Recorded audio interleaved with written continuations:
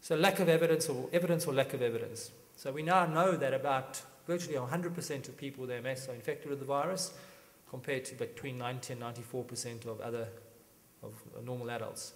Big deal. How can this be causal?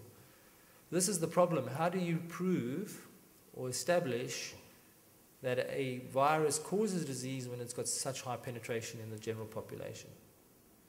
So what we're talking about is a rare manifestation of a common infection. Okay. Now the way to look at this is actually the negative predictive value. Excuse me, Gavin. I've been asked to interrupt. If anyone owns car 98C20624, you're blocking the exit of someone else, and I'd be grateful if you could facilitate the hotel. Sorry, Gavin. Okay. What I'd also like to focus on is not the positive predicted value, but the negative predicted value. And I've taken the slide out, unfortunately. But if you do not have Epstein-Barr virus, if you are EBV negative, seronegative, your chances of getting multiple sclerosis are close to 0.06 relative to. In other words, it looks like you have to have the virus to develop the disease. And that's an important bit of information that people gloss over. The negative predictive value, I think, is much more convincing than the positive predictive value. The main risk factor, however, links to late infection, and the surrogate for that is infectious mononucleosis. And when you do the meta-analysis of all the studies, there's a relative risk of about 2.2 if you've had infectious mono versus people without infectious mono. And infectious mono really is a marker for infection in late childhood, early adulthood. Now, why infectious mononucleosis is a risk factor is unknown. We're working on it. We have no idea, but we have some clues to why it may be, but I can't tell you why. Now, a small odds ratio like 2, you would think, oh, well, that's not really relevant. But I can tell you that if you look at Bradford Hill's thesis, odds ratio of 2 can still be causal. And the reason why it can still be causal, if it's an uncommon manifestation of a common exposure, an odds ratio of 2 can still be causal. Now, we kind of used to causation, odds ratios over 40 when we talk about causation. Okay, like asbestos exposure for mesothelioma has got an odds ratio of about 200. You know, that's the kind of odds ratios we like, but we mustn't ignore low odds ratios, particularly when it's a common exposure. So this is the distribution of multiple sclerosis in England, and this is the distribution of IM in England, and there's pretty good correlation between the two. Now you'd say, could this be causal? No, it's not. This could simply be a correlation. It could be an association still. In other words, the same factors that predispose you to infectious mono could be the same factor that predispose you to MS. It doesn't mean to say it's causation. Which means we have to look at the other tick boxes of Bradford Hill, and one of them is temporal sequence. In other words, you have to get the virus before you get MS if it's causal. You can't get MS first and the virus afterwards. And it's a very difficult study to do, and this is a relatively small study, but a massive study in the sense that it was done on 8 million military personnel in the United States. What they did was they took all the people who had MS, and they had serum banks, go back decades, and they found 32 people, of the 305 people that had developed MS in the US military, 10 of them had serum samples at baseline in the repository that were EBV negative. And all of those people converted to being EBV positive before they developed MS. So there wasn't a single one of those cases that developed a disease before they seroconverted to EBV positive. And when you look at the control group, only 36% of them converted. This is highly significant, suggesting that in this particular study, okay, seroconversion to Epstein-Barr virus was a prerequisite it had to happen before you develop the disease. This data clearly would need to be reproduced, and it's a difficult study to reproduce. We've got some ideas how we could do it at a population level, and hopefully in 20 years' time we'll come back after we get our study funded to say that this is true. Now the ugly fact. The great tragedy of science, the slaying of a beautiful hypothesis by an ugly fact. That's Thomas Huxley. And this is the ugly fact. In pediatric multiple sclerosis, and this is the Canadian study, it's not 100%. So there's about 15 to 20% of people with pediatric multiple sclerosis that are EBV negative. Now, this hasn't been reproduced elsewhere. In the German study, the European study, it was 99%. It was only 1% that weren't. Why?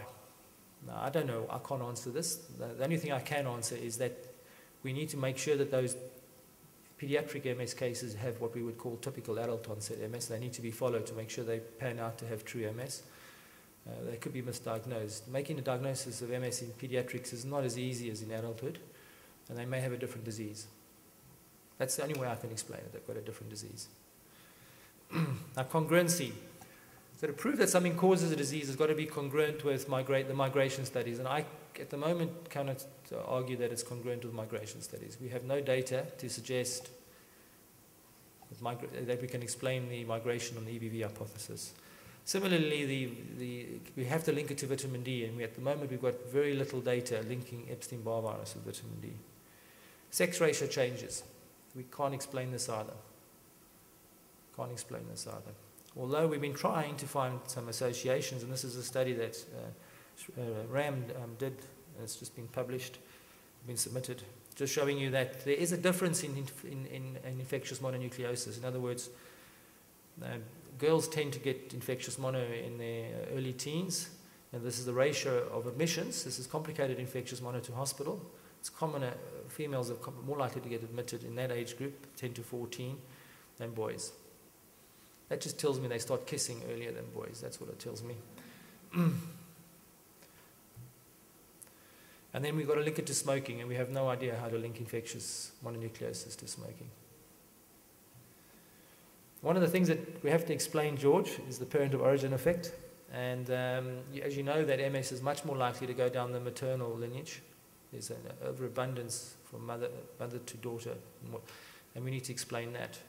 There's an analogy to this. There's another disease that does this that's infectious. You must, if you're neurologists in the audience, you'll all know this disease. HTLV1. Okay, HTLV1 almost exclusively goes down the maternal lineage. It's due to a virus. We assumed that it was an autoimmune disease until we discovered the virus. It pretty much mimics primary progressive MS. Now that we know there's a virus linked to that disease and it's an established causal virus, we don't call it an autoimmune disease anymore, we call it an infectious disease. And it is possible. Some of EBV does go vertically. We know that now from lots of epidemiology studies in Africa. Mother to child is a typical vertical transmission pattern in developing countries, whereas in developed countries, like Ireland and United Kingdom, it's more of a horizontal transmission. So I'm not saying this EBV explains this, but there is some analogy we can use to explain the maternal transmission. And then we have to explain the genetics with the EBV hypothesis. And as you know, the commonest gene is the HLA region. And we've had a grant from the MRC looking at this, and it's not explained by HLA. We cannot explain the association between EBV, or infectious mono, and MS based on HLA associations. The HLA that predisposes you to infectious mono is actually an allele that slightly protects you from getting MS. The other thing is we have to then start linking up these environmental factors.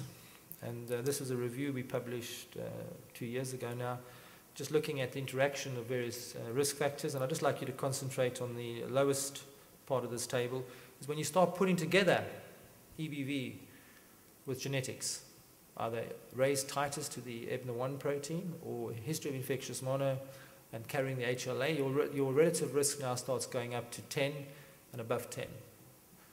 So there is some interaction, we just don't know how it works. So these risk factors may pan out. If we can line them all up and get an integrated score, we may start seeing very high relative risks. That's something we're working on at the moment, is trying to develop a population-based study, mainly in high-risk people, in other words, siblings and children of people with MS, where we start prospectively collecting data, looking at all these risk factors to see if we can find a subgroup of people that have a much higher risk of getting the disease, where we can actually do randomized intervention studies in those people. And this is a data set that just published in Brain. It's very controversial. This is just linking smoking with HLA, and it shows you that you can now start seeing a relative risk going up to 16. And I can tell you now that's unpublished data. It was presented in ECTRIMS last year. If you start putting Epstein-Barr virus into this equation, this curve now goes up to over 40, about 45. Smoking, EBV, HLA together. You can start identifying a subgroup of people that have a risk of getting MS relative to background without those risk factors of 40 plus.